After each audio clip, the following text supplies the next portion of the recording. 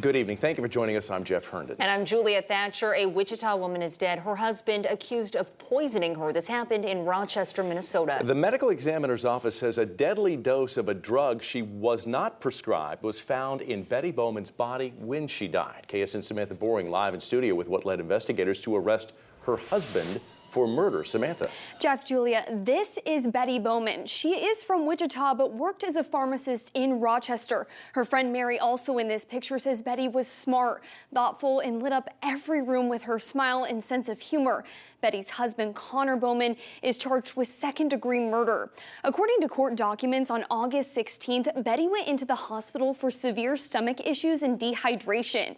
She died 4 days later. On August 21st, the medical examiner's office reported her death as suspicious. Investigators learned Betty and her husband, Connor, were talking about a divorce. Documents show Connor tried to cancel Betty's autopsy and allegedly told at least one person he would get $500,000 in life insurance from her death. A warrant for Connor's laptop found searches including, can internet browsing history be used in court, and can police track package delivery? The medical examiner determined Betty's death to be a homicide from toxic effects of colchicine, a drug commonly used to treat gout. A search about the drug also showed up in Connor's browsing history.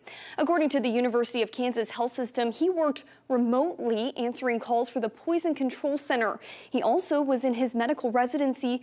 Mayo Clinic said in a statement saying, quote, "We're aware of the recent arrest of a former Mayo Clinic resident on charges unrelated to his Mayo Clinic responsibilities.